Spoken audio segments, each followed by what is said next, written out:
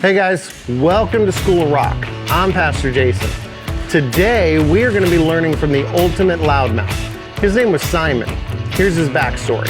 He was a fisherman, he was chosen by Jesus, and he had no problem speaking his mind. He was one of Jesus' closest friends who changed his name to Peter, which means the rock, and he was fearless. When I say that he was fearless, I mean he did things before thinking. Does that sound like someone you know? Does that sound like you? Has anyone ever said to you, you need to think before you do? If so, you have more in common with Peter than you thought. One time, Jesus was washing the feet of his followers and said, I am your leader. No follower is greater than their leader. Love and serve each other in the way that I have loved and served you. Peter said, no, Jesus, you can't wash my feet. I need to wash yours.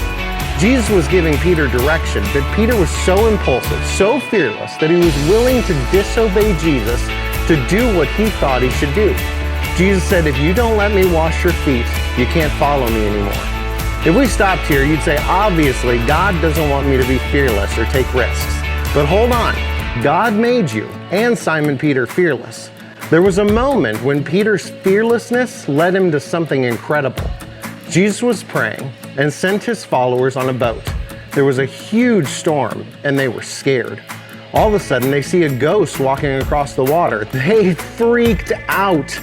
It wasn't a ghost though, it was Jesus. He said, don't be afraid, it's me. One of the disciples said, Lord, if it's you, tell me to get out of the boat and come to you. Guess who it was? If you guessed Simon Peter, you're correct. Jesus said, come on. Check this out. Then Peter got down out of the boat, walked on the water, and came toward Jesus. Whoa, he walked on water. He was fearless and stepped out of the boat and did something that none of the other disciples did. Maybe your problem isn't that you're too fearless. Maybe you're a little more fearful. God wants to use you to do something big if you're willing to step out and try it. People who are more fearful ask the question, what happens if I fail? Well, check this out. Peter walked on water, but let's see what happened. When he saw the wind and the waves, he was afraid.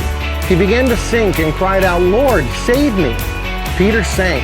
Fear entered his life, and he began to sink into the water. Immediately, Jesus reached out his hand and caught him. If you're fearful, that's okay. Bravery comes when we face our fear. If you step out and do something big for God and fail or even start to stumble, Jesus is right there with you, and he'll catch you, and he'll help you. So step out of the boat. What's the worst that can happen?